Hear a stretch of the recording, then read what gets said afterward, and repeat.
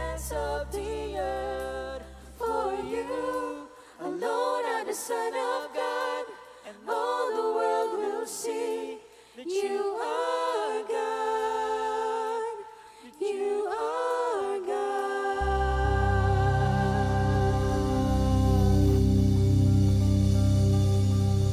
We declare that you are God in our lives, in this country, in this world.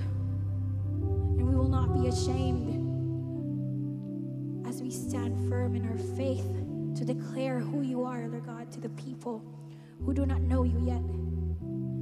Lord God, and as we listen to your word, Lord God, let it strengthen and empower us to share your word, to be revived and renewed in the calling and the purpose that you have for us. We are excited and we are determined to do the will that you have for your people. Thank you very much, Jesus. Thank you very much, God. And in this time, everybody say, Amen. Amen.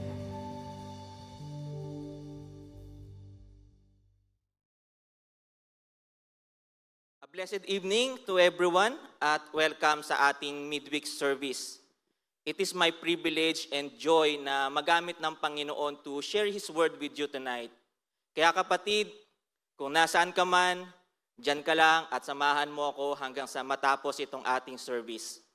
At huwag mo rin kalimutan na i-share itong ating stream para mas maraming maabot na ang salita ng Panginoon Diyos. Engage with us, give your reactions, and share your learnings naman sa ating comment section.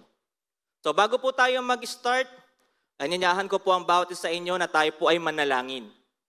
Hallelujah. Lord, maraming salamat sa gabi na to, Panginoon Diyos. Salamat, Lord, for the opportunity na kami po, Lord God, ay magsama-sama in the Spirit, Panginoon, upang makarinig ng inyong pong salita, O God. I pray, Lord, na bigyan mo po kami, Panginoon, ng clarity of mind, na maunawaan po namin ang inyong pong mga salita, Panginoon Diyos. And I pray, Panginoon, sa aming pakikinig, ay makilala ka namin, Panginoon, ma-encounter ka namin, Panginoon Diyos, mas lumalim yung relasyon namin sa iyo, Panginoon, at masunod ka namin, Panginoon Diyos. Lord, maraming po salamat sa privilege, Lord God, na kami, Panginoon Diyos, ay magsama-sama, Lord God. And tunay nga, Panginoon, salamat na kayo po ang patuloy, Panginoon, na sumama sa amin hanggang sa matapos itong aming gawain, Panginoon Diyos. Lord, maraming po salamat at tunay nga, Panginoon, na kayo po ang patuloy na kumatagpo sa amin, Panginoon. Lord, alam mo kung ano yung aming mga pangangailangan. Alam mo, Lord God, yung aming mga pinagdaraanan, Panginoon Diyos. And I pray, Panginoon, na patuloy na ikaw po, Panginoon Diyos, ang makilala sa buhay po namin, O God. Salamat po, tinataas po namin ang inyong pong pangalan. Tinataas po namin, Lord God, ang inyong pong kapangyarihan, Panginoon. Lord, we give you honor and praise, Panginoon, O God. In Jesus' name we pray, Amen at Amen. So sa buwan ng August ay pinag-uusapan natin ang tema na abundance in famine, na merong big idea that even in times of famine, God provides for every area of our life. God is not just interested in blessing your love life o yung career mo o yung family mo, but He is after your totality in every aspect of your life. So abundance means plenty and overflowing, while famine is characterized by widespread scarcity of food, gaya ng nararanasan ng ibang lugar sa Africa. It usually happen kapag merong drought o tagtuyot or kapag merong gyera o mga ibang natural calamities. Mga kapatid, big deal itong famine dahil basic needs na ang hindi napo-provide o hindi nakukuha ng mga tao. At malaki ang epekto na to hindi lang sa isang pamilya, kundi sa isang bansa. So in a natural sense, imposible na makakain ka ng kahit anong gusto mo kasi nga merong scarcity. At kahit anong gawin mo, wala kang makukuwang pagkain sa paligid. In fact, may napanood nga ako na isang docu noon na inilabas sa Africa na ultimo kahit yung alikabok o yung mga dust, yun na yung ginagamit nila na isa sa mga ingredients para makagawa sila ng tinapay. Kasi nga wala sila makuha na pagkain at hindi na rin naman sila makapagtanim. Since we are living in the fallen world, at ang famine ay isa sa mga signs na malapit nang dumating ang wakas na gaya ng sinabi ni Kristo, kaya siguradong mangyayari ito at nangyayari na nga ito sa ibang lugar. But how come that God is telling us tonight that we can experience abundance in the midst of famine? Church, ito po ang kagandahan. We worship the God who is not affected by any calamities na nangyayari sa mundo because He is above it and He has perfect control over it since His kingdom is not of this world. Kapatid, maaaring ngayon ay nakakaranas ka ng literal na unmet basic needs or merong area sa buhay mo na parang tuyot na, you can still trust the Lord dahil as Christians, we are in this world but we are not of this world because we belong to His unshakable kingdom. Our citizenship is in heaven. Amen? So for the past few Wednesdays na meron po tayo, so tayo po ay, ang Panginoon Diyos ay nangako sa atin that we can experience abundant joy, favor, and provision. Sino po ang nag-enjoy sa mga nakaraan nating service? Ang pangako ng Panginoon Diyos ay hindi lang patak, kundi puno at umaapaw. I pray na patuloy tayong ma-encourage at matuto as we dig deeper in our topic tonight entitled Abounding in Prosperity. Our passage is from Psalm 72 verse 7. Basahin ko ito sa New Living Translations. Let's read. May the godly flourish during his reign. May there be abundant prosperity until the moon is no more. Maraming salamat sa iyo pong salita, Panginoon Diyos. Hallelujah. We all want to experience prosperous life. Tama po ba? So wala siguro matinong tao ang gugustuhin niya na manatili siyang hirap at hikahos. Kaya nga hindi nawawala sa prayer natin yung Lord, bless me, bless me. Kapatid, hindi naman masama yon dahil kalooban naman ng Panginoon Diyos na pagpalain tayo. Ngunit marapat lamang na ayusin natin ang kahulugan natin kapag sinasabing pagpapala. So marami sa atin, kapag sinabing pagpapala, ito ay maraming pera. Pero malungkot kong sabihin sa inyo na hindi lahat ng mayaman ay masaya. Yung iba, pinipili nila na nawakasan na kanilang buhay. Dahil di naman lahat na nakakapagpasaya sa atin ay nabibili ng pera. Pero tingin ko, baka marami nagsasabi sa atin, gusto ko pera, gusto ko pera. So, meron namang iba na ang kanilang blessing ay nakatuon sa relationship. Kaya marami ang parang hindi mapakali kapag wala silang girlfriend o wala silang boyfriend. Kaya madalas ang nangyayari ay kapag ang pag-ibig ay nasok sa puso ni naman, kahit ang Panginoon at ang magulang, hindi na pakikinggan. Why?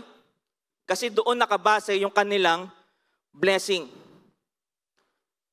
If you are reading Psalm 72 in different versions, ang mababasa nyo dyan is abundant peace. Dahil usually sa Old Testament, especially sa Book of Psalms, kapag nababanggit ang prosperity, peace din ang ibig sabihin nun.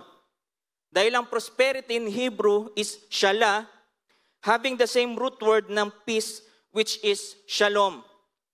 So dito po natin mauunawaan na ang prosperity ay hindi lang patungkol sa dami ng pera or ng resources. Dahil ang peace and prosperity speaks of wholeness and completeness. Prosperity and peace speaks of wholeness and completeness. In real life, mahirap atang maging peaceful kapag kumakalam na sikmura mo. Tama po ba? Or kapag hindi na naibibigay yung ibang pangangailangan ng pamilya. Kaya partly hindi totoo yung basta sama-sama kami, masaya na kami. Or basta makakain lang kami na 3 beses sa isang araw. At baliwala din naman ng yaman kung wala namang kapayapaan sa tahanan. Yung tipong stress ka sa trabaho mo o sa negosyo mo, tapos pag-uwi mo, aabutan mo pa nag-aaway-away yung pamilya mo. Yung stress mo, mapapalitan na ng galit. Kapatid, God's will for us is to experience genuine prosperity. God's will for us is to experience genuine prosperity. Yung buo at kompleto. Pero papaano? I would like to share with you 3 things based on our text tonight. So number 1, seek God first in prayer. Seek God first in prayer.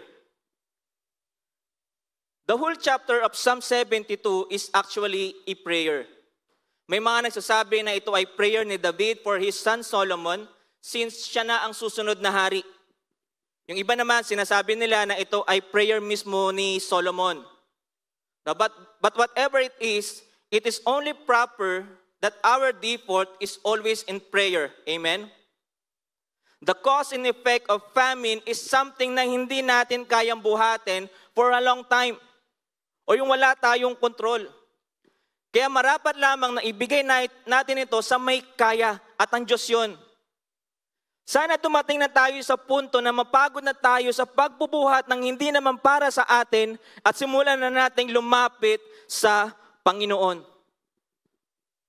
Maaaring pamilyar na tayo sa Matthew 6:33.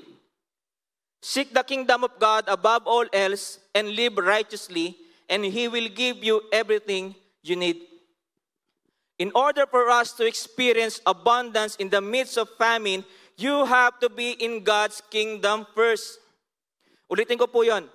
In order for us to experience abundance in the midst of famine, you have to be in God's kingdom first.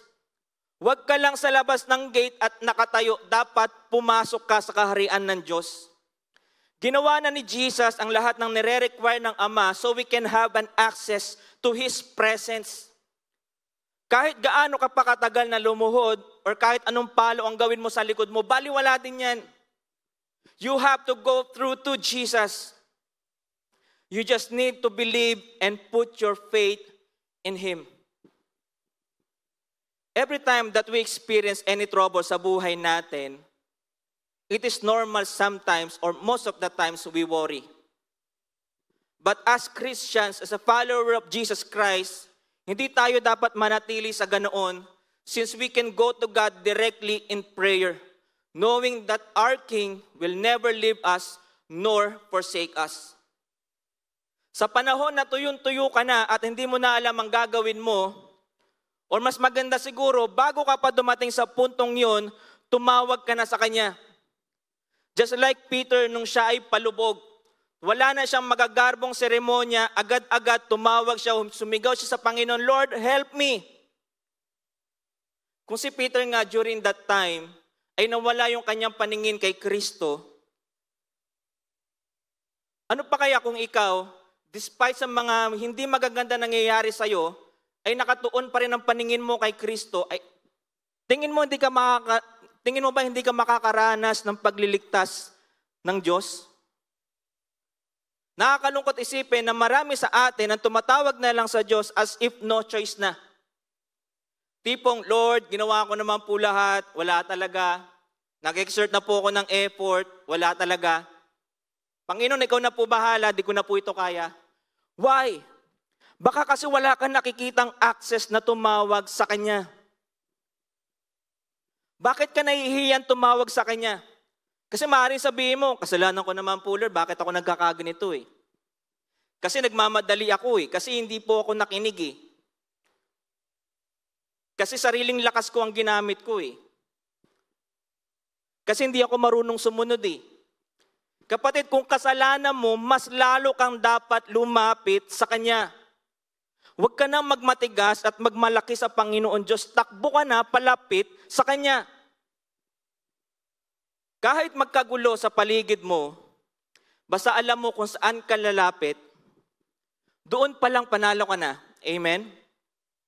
Di ba napaka-reassuring that in this journey, in our Christian journey na mahirap, maraming pagsubok, pero worthwhile kasi hindi ka naman nag-iisa. Kasi kasama mo naman si Jesus. And before you actually call to Him in prayer, Jesus is already interceding for you. Amen? The number 1, seek God first in prayer. Number 2, show your progress. Isa sa mga effect kapag may famine is malnutrition. Kasi nga, hindi na nakukuha ng katawan ang mga nutrients since may kakulangan nga sa pagkain.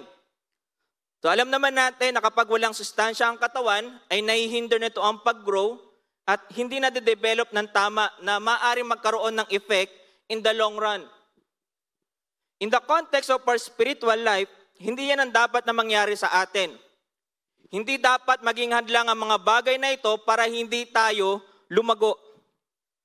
If you are praying na i-bless ka ng Lord, dapat lang naihanda mo ang sarili mo. It is like kung nais mo magkaroon ng partner in the future, ngayon pa lang mag-ready ka na. As a follower of Jesus, He is expecting your progress. Kaya nga from glory to glory ang transformation natin. Hindi tayo stagnant. In what area ng progress ang dapat na makita sa atin? I would like to share with you two things. Number one is continue to be godly. Continue to be godly. Godly or righteous in other translation is tzaddik in Hebrew. It means a person who does not depart from the way of God. Godly in Hebrew means a person who does not depart from the way of God. God is not calling us to be religious but to be righteous. It is not about being perfect or flawless, but having the desire and will not to sin against the Lord because you are intentionally upholding His word. Ulitin ko po yun. Being godly is not about being perfect or flawless, but having the desire and will not to sin against the Lord because you intentionally uphold His word. Gaya na sinabi ni David sa Psalms 119 verse 12, I have hidden your word in my heart that I might not sin against you.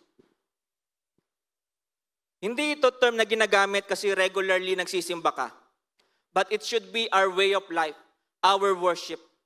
It has something to do with our behavior, our attitude during testing times. Sa panahon ng kahirapan o yung pigang-piga ka, dito lalabas ang talagang nasa puso mo. Ngayon, maaaring okay ka, nagsiserve ka na masigasig sa Panginoon Diyos. Pero sa panahon na salat ka na, kamusta ang response mo? Nakikita pa ba si Kristo sa'yo? O yung para ka na nagbabagong anyo? Madali na ba sa atin ang mag-disobey sa Lord? As a follower of Jesus Christ, iba ang perspective natin kapag dumadaan tayo sa famine. Sa iba, maaaring it is a curse, but sa atin, sana makita natin ito as a blessing. Kasi nakikita natin mismo sa ating mga sarili ang mga dapat pang ayusin sa buhay natin.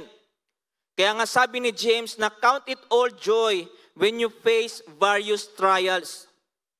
Magiging joyful kahit na bugbog ka na, kahit pagod ka na, magiging joyful ka pa rin?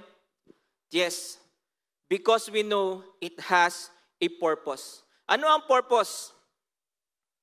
Tutulungan ka nito na maging godly pa. Huwag mong hayaan na maging bitter ka dahil dito. No matter what happen, huwag na huwag kang lalayo sa relasyon at pagsunod mo sa Diyos. Kapatid, that's what it takes to be godly or a righteous person. Huwag na huwag kang lalayo sa salita ng Panginoon Diyos. And second, continue to flourish. In Hebrew, the word flourish is para, which means sprout, blossom, and grow. Sa panahon ng taggutom, meron pa rin paglago. Posible ba yon? Kapatid, tingin mo, posible bang lumago kahit nabugbog ka na ng problema, ng alalahanin sa buhay? Posible pa ba na lumago? Kung alam mo, kapatid, kung saan ka nakatanim, it is possible. Kung alam mong ikaw ay nakatanim sa kaharian ng Panginoon Diyos, it is really possible. Why? Jeremiah 17:78 says, but blessed are those who trust in the Lord and have made the Lord their hope and confidence. They are like trees planted along a river bank with roots that reach deep into the water. Such trees are not bothered by the heat or worried by long months of drought. Their leaves stay green and they never stop producing fruit. Kapatid, hindi tayo tinawag ng Panginoon para manatili kung saan niya tayo natagpuan. He is inviting us to a journey of eternal relationship with Him na kung saan ang buhay natin ay maisusuko natin ng buong buo sa Kanya. As we continue to trust the Lord, despite sa mga hindi magandang nangyayari sa atin, kapatid, know that you are still blessed. Kapatid, blessed ka kasi nagtitiwala ka sa Panginoon. Sabihin mo sa comment section, blessed ako kasi nagtitiwala ako sa Panginoon. Hindi pa man nagbabago ang sitwasyon mo, pero nagtitiwala ka sa Diyos, you are still blessed. Walang saysay ang ubusin mo ang oras mo sa pag-aalala dahil kapatid, nasa tamang pundasyon ka. Mas gumulo man ang sitwasyon, mas lalong makikita sa iyo ang bunga ng Espiritu dahil nagtitiwala ka sa Kanya. Amen? Kaya kapatid, let us show our progress. Kahit nahihirapan ka na wag kang magiging stagnant. Wag mong hayaan na yung mga problema sa buhay mo, yun yung nagiging dahilan para lumayo ka sa Panginoon Diyos. Mas gamitin mo yung mga bagay na yun para mas lalo kang maging close sa Kanya. At kapatid, siya ang magbabago sa'yo. Kung tingin mo hindi tama ang attitude mo, when it comes to problems, kapatid, lumapit ka sa Panginoon, siya ang magbabago sa'yo. Amen? And lastly, stand in God's promise. Stand in God's promise. Have you noticed that this prayer is actually based sa pangako ng Lord kay David? Let's read 1 Chronicles chapter 22, verse 8 to 10. But the Lord said to me, you have killed many men in the battles you have fought. And since you have shed so much blood in my sight, you will not be the one to build the temple to honor my name. But you will have a son who will be a man of peace. I will give him peace with his enemies in all the surrounding lands. His name will be Solomon. And I will give peace and quiet to Israel during his reign. He is the one who will build a temple to honor my name. He will be my son, and I will be his father. And I will secure the throne of his kingdom over Israel forever. Natupad ba itong pangako ni Lord kay David? Yes. In time of King Solomon, nagkaroon ng kapayapaan at karangyaan ang Israel. So we know the story. Walang naging hari ang Israel ang humigit sa kanya in terms ng yaman at talino. To the point na meron pa nga ibang kingdom ang pumunta sa kanya para lang makita kung totoo ba yung balita patungkol kay Solomon. Kapatid, panghawakan mo to, when God says something, He will do it because He is our promise keeper. Amen? When God says something, He will do it because He is our promise keeper. Kaya importante ang pagbabasa ng salita ng Diyos kasi nandun yung mga pangako niya. Kapatid, sa bansa na to, malaya tayo nakakapag-devotion, pero nakakalungkot, parang hirap na hirap pa tayo.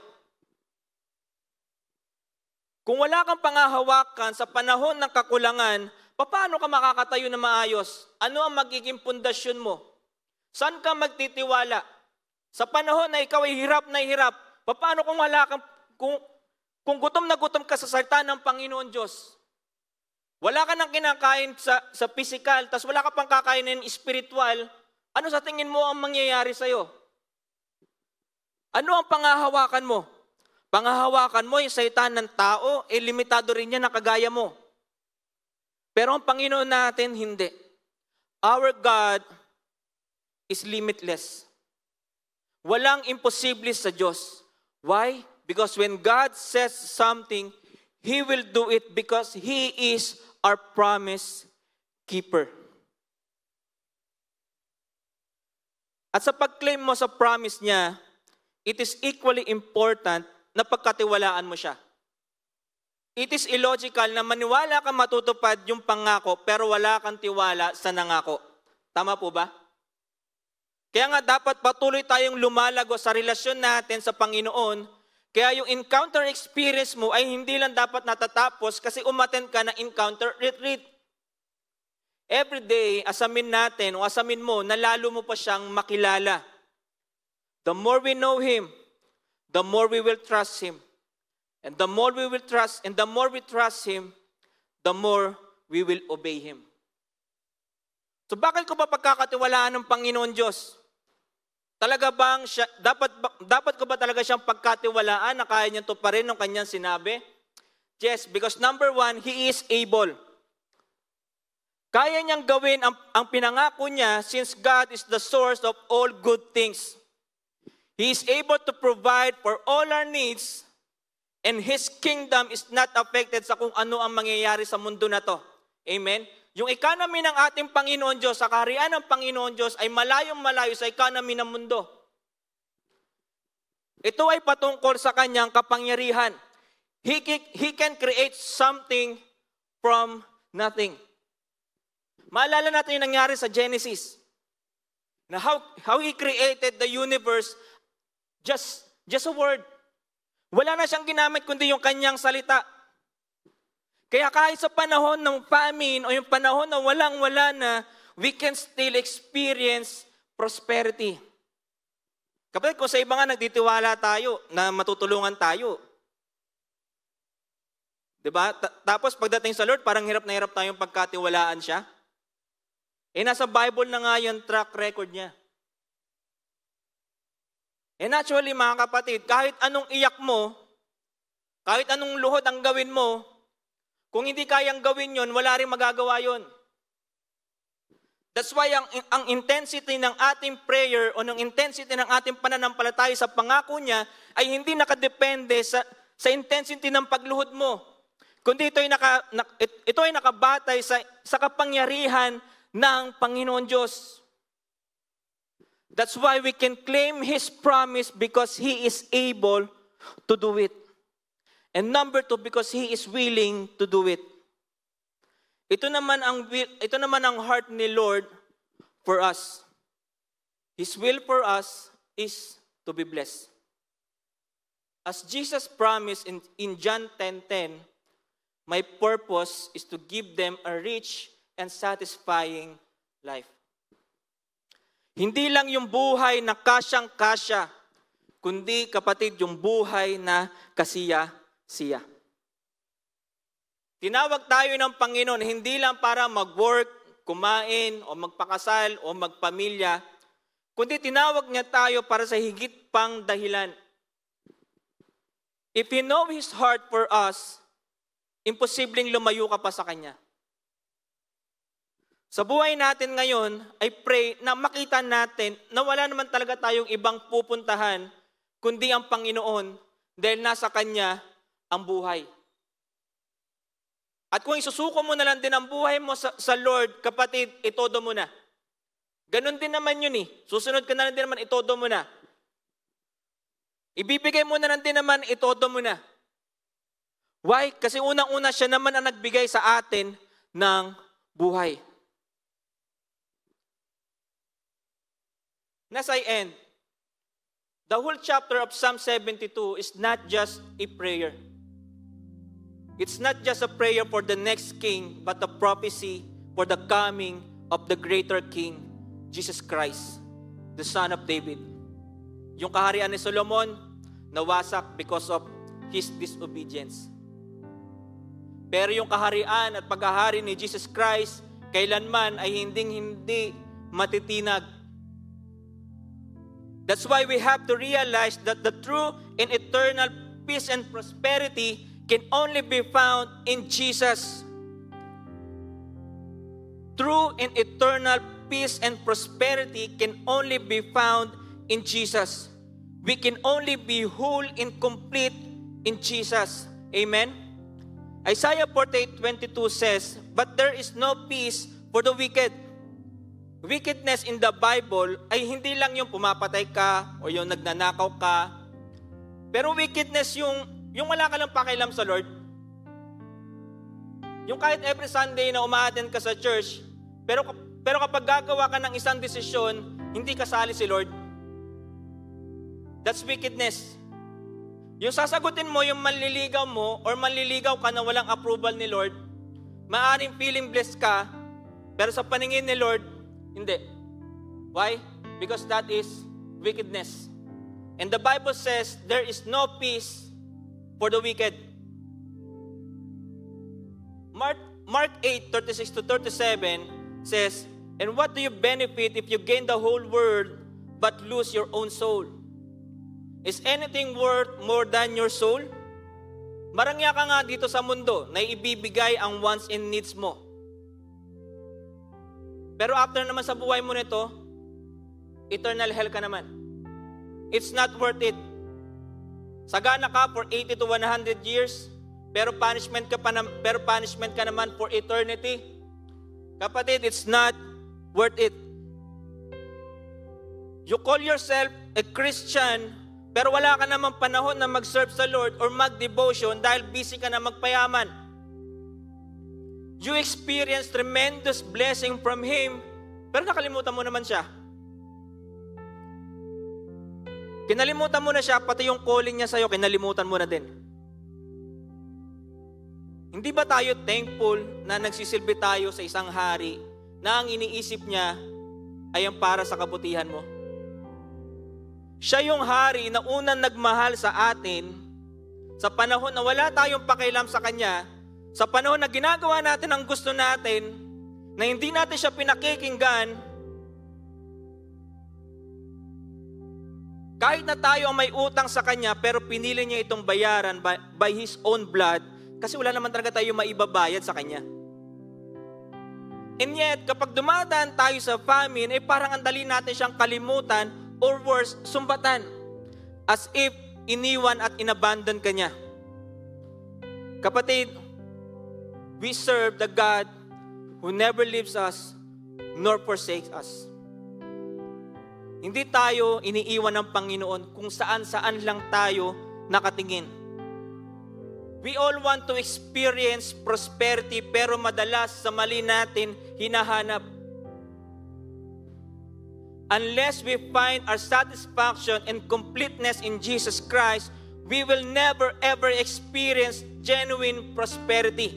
Ulitin ko po yun. Unless we find our satisfaction and completeness in Jesus Christ, we will never ever experience genuine prosperity. Sana dumating tayo sa punto na masabi natin na si Jesus na lang ang meron ako. Because in reality, siya lang naman ang kailangan ko. But you know what? Dahil sa pag-ibig at grasya ng Panginoon Diyos, ipaparanas niya rin naman sa iyo ang mga magagandang bagay dito sa mundo. Yung trabaho mo, pamilya mo, yan ay blessing ng Panginoon Diyos. Kaya sana i-enjoy natin yan within the boundary na salita ng Panginoon Diyos. Why? Because He wants us to bless us in every area of our life. Let's have an honest evaluation sa buhay natin as we pray. Hindi ko alam kung ano ang pinagdadaanan mo, o di ko alam kung ano ang sitwasyon mo ngayon, but I believe na meron tayong Diyos na nakikita niya at naririnig niya ang pinagdadaanan mo ngayon. Maaring physically nakakaranas ka ngayon ng famine, o spiritually parang tuyot na tuyot ka na. Yung parang dating uhaw na uhaw ka sa Diyos, parang nawala na. Parang yung dati na gutom ka na umattend ng gawain ng Panginoon Diyos, pero ngayon tinatamad ka na. Bakit? Kasi ang dami mo ng dahilan. Kasi ang dami mo na nakikita ang dahilan para hindi ka na umattend ng church. O para hindi ka na mag-ministry. Kapatid, hindi ko po alam ang pinagdadaanan mo ngayon, but I pray na sa gabi na to, makita natin ang ating Panginoon Diyos, that He wants to bless you. That He wants na ikaw ay makaranas ng totoong prosperity. And I pray na makita natin na itong bagay na to ay hindi natin makikita sa mundo, hindi natin mararanasan sa mundo, but ito ay mararanasan natin mismo kay Heso Kristo. Hallelujah, Jesus. Hallelujah, Jesus. Lord, maraming salamat, Panginoon Diyos, that we serve the God na nakikita ang aming sitwasyon. Lord, meron kang pakialam sa mga nangyayari sa mga anak mo, Panginoon Diyos. Lord, nakikita mo, Panginoon, yung bawat kahirapan na nararanasan ng inyong pong mga anak. Panginoon, maraming salamat, O God, dahil alam po namin, Panginoon, as we pray according to your will, nakikinig ka at may gagawin ka, Panginoon Diyos. Lord, sa panahon, Panginoon Diyos, na ngayon ay nakakaranas kami, Panginoon, ng famine, Lord God, I pray, Panginoon, that you continue to provide for us, Panginoon Diyos. Lord, kung ito man po, Lord God, ay sa physical, Panginoon Diyos, meron po kaming kakulangan, Panginoon, sa aming finances, Panginoon Diyos, I pray, O God, na ikaw pong patuloy na mag-provide sa aming mga pangangailangan, Panginoon Diyos. Lord, sa aming espiritu, Panginoon, O God, kung meron man po, Panginoon, sa aking mga kapatid ngayon, na parang nawala na yung excitement sa iyo, Panginoon Diyos, na nawala na yung apoy sa iyo, Panginoon Diyos, na napagod na sa buhay, Panginoon, O God, I pray, Panginoon, na ipaalala mo, Panginoon, sa kanila. Ipaalala mo sa amin, Panginoon Diyos, kung ano ang ginawa mo sa krus ng Kalbaryo, Panginoon, upang kami po, Lord God, ay mailigtas. Lord, ipaalala mo sa amin na kung papaano na tiniis mo yung sakit sa krus ng Kalbaryo, yung pagpapahiya sa iyo, para kami magkaroon ng buhay, Panginoon, O God. And I pray, Panginoon, na yung bawat isa sa amin ay patuloy na lumapit at bumalik sa iyo, Panginoon Diyos. Na magkaroon po kami muli ng kauhawan sa inyong pong mga salita, Panginoon, O God. Nababasahin po namin ito, Panginoon, as if na hindi po kami mabubuhay kung wala ito, Panginoon Diyos. Na as if, Panginoon, O God, na ito po yung aming buhay, Panginoon. Ito po yung aming magiging kalakasan. Ito po yung aming magiging matibay na pundasyon.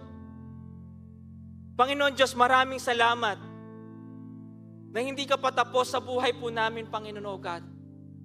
I pray, Panginoon Diyos, na patuloy na ikaw po ang aming saliksikin, Panginoon. Ikaw po ang aming hanapin, Panginoon, O God. And I pray, Panginoon, kayo po ang patuloy na magbago sa amin, Panginoon Diyos. Na I pray, Panginoon, O God, na kung ano kami ngayon, Panginoon, O God, bukas, Panginoon, O God, ay mas matindi kami, Panginoon, O God. Mas matindi yung transformation po namin, Panginoon, O God. Dahil kayo po yung Diyos na nagbabago sa amin, Panginoon. And salamat, Panginoon, sa inyo po mga salita. Na ito po, Panginoon Diyos, ang aming magiging anchor, Panginoon, O God.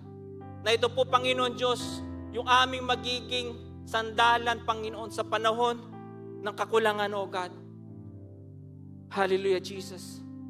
Panginoon, maraming salamat that we serve the King who never leaves us nor forsakes us, Panginoon. Hallelujah, Jesus. Hallelujah. Purihin ka, Panginoon, O God. Sambahin ka. Ito po ang aming dalangin sa tanging pangalan ni Jesus. Amen at amen. Palakpakan po natin ang ating Panginoon. Hallelujah. Lord, salamat, Panginoon Diyos. Hallelujah, Jesus. Maraming salamat sa inyong panunood. At huwag din po natin kalimutan na maging tapat sa pagbibigay ng ating mga tithes and offerings sa Panginoon. As He is faithfully blessing us and giving us a promise in 2 Corinthians 9:8. And God will generously provide all you need. Then you will always have everything you need and plenty left over to share with others. And that's the essence of abundance. We are blessed by God so we can be a blessing to others. And by partnering in our church, nagiging blessing ang RCMI hindi lang sa mga miyembro nito, kundi sa buong body of Christ by doing mission trips sa iba't ibang lugar. So this year, marami pong lugar ang na-bless, lalo na sa ating medical missions. Kaya yung ating mga ibibigay ay talagang aabot pa sa marami. Muli, maraming salamat and see you sa ating prayer works and Sunday service. God bless you all.